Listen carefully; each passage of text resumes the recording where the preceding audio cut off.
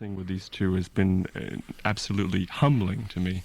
I love to when I'm off stage.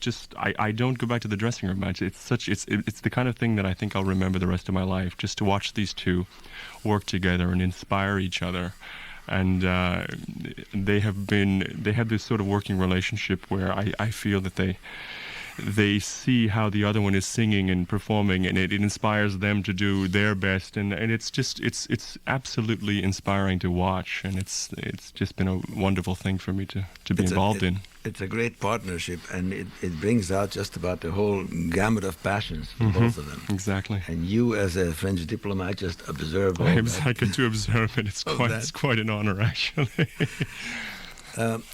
You mentioned earlier in our conversation before we went on mic, so to speak, that one of your great thrills at the Met was the title role of Pagliacci. Yes, this was truly a turning point in my life and my career. I think it was a huge learning experience for me to sing a role as involved in French text, and it grew on me. It was one of those roles that I worked on for 2 years before I performed it. I had to let it I had to absorb it. It wasn't something I felt I could learn quickly. It was, and it affected the way I looked at every other piece of music.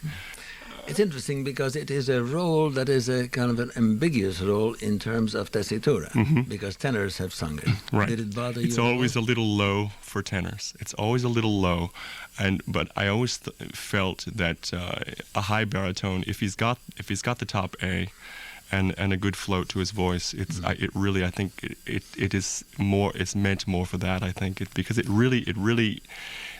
A lot of it sits low on middle C, and for many tenors that is just absolute the lowest part of their voice. Yes. So the tessitura, as long as I was able to stop singing all my other repertoire for a month before we sang it. My voice just fell right into it, and it felt extremely comfortable. And I think a lot of that helped was for many years, my having started very early as a singer.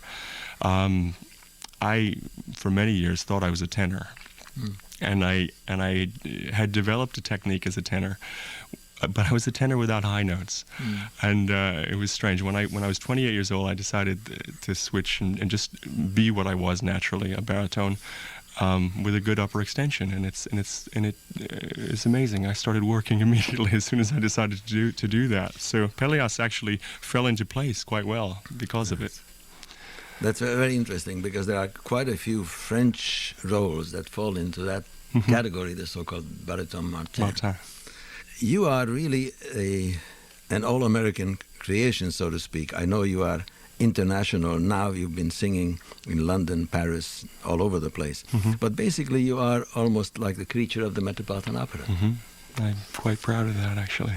Came up with the Young Artist Development Program. Yeah, at the Met, I was accepted into that in the fall of 1989, and was in the program for 3 years. And my first assignment after graduating, so to speak, was Eugene Onegin with Mirella Freni. Now, as an award winner of the Richard Tucker Foundation Award in 1996, what do you feel that this award has done for you? It is doing for you.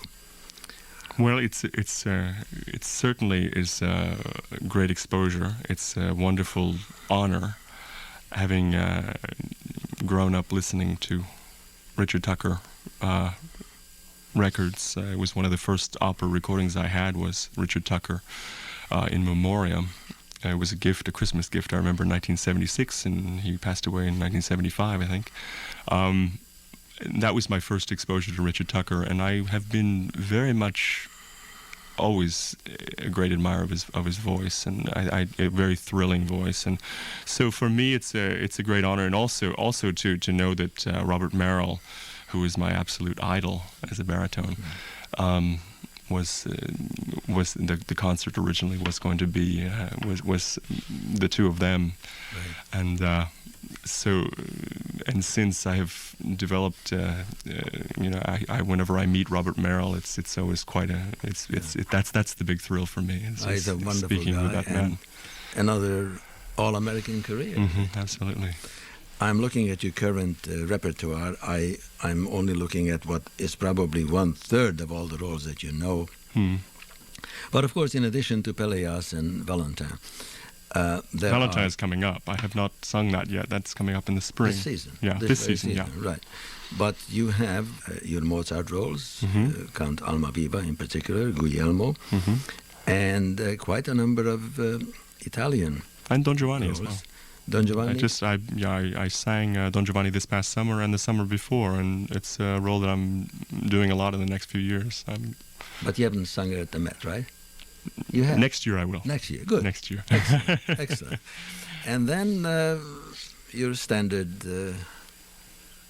Italian roles, such as Figaro in The Barber of Seville, and Silvio, which is where many young baritones start at the Met, lyric baritones, before they graduate into bigger roles. Including Robert Merrill. Including Robert Merrill, indeed. We have a souvenir of your Silvio, which was recorded in England some time ago, not yet available in this country, but who knows, by the time, I think in the very near future it will come out. And this is the big scene between Silvio and Nedda. Your partner is Kallen Esperian, American soprano, and let's hear this part.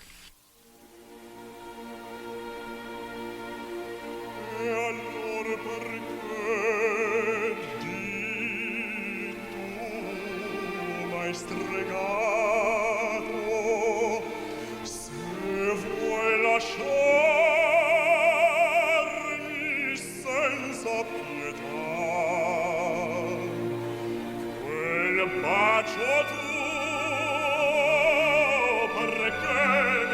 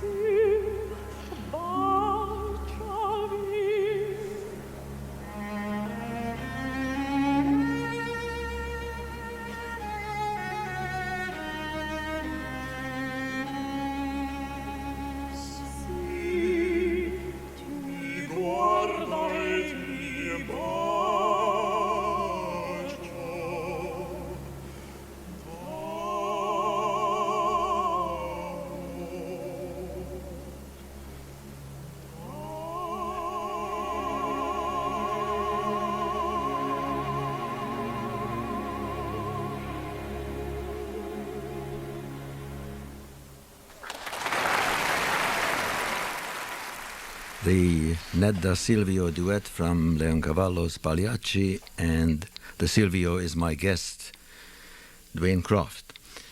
I read somewhere in your bio that Eugene Onegin is virtually your signature role. How did that happen? That's what it's called. When did you learn Russian? Eugene Onegin is the only Russian I know. It was something that I worked very hard on. I sang the role for the first time just quite out of nowhere at Opera Theatre St. Louis in 1991 when I was still in the program. And it was my last year of the program, and they hired me then to... the Met hired me to cover it and do the last two performances the following season. So I learned it in Russian, and I was singing Marcello. I remember rehearsing Marcello at the Met, and when Thomas Hampson got sick, and canceled the run. So I was able. I stepped in. I was very fortunate, and I stepped in, and from there, I started singing it everywhere. I sang it in Venice and Cologne and Paris. And I've sung it on numerous concerts. So it's just been something that I've done quite often. I mean, now I'd say I have more Don Giovanni's coming up than I have Eugene Onegins. It's sort of in a cycle now. I have some Onegins, but mostly Don Giovanni's. I hope you'll do some Yeletskis, because that aria is so gorgeous. I'd love to. At the very same concert where you sang this Nedda Silvio duet, you also had an opportunity to join Luciano Pavarotti in the famous duet from La Bohème.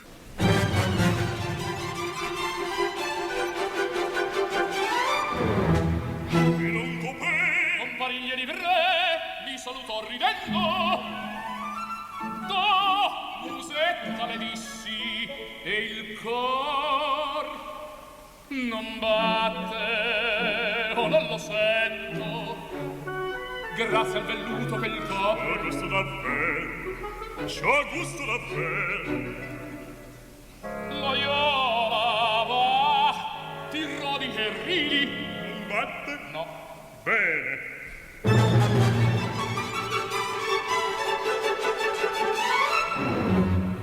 Io pur vidi musetta.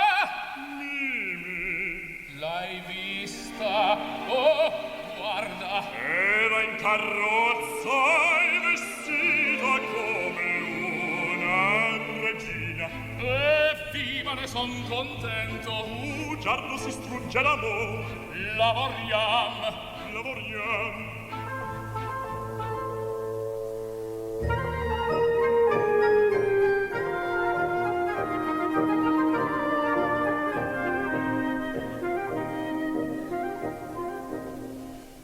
Che penna infame! Che infame pennello!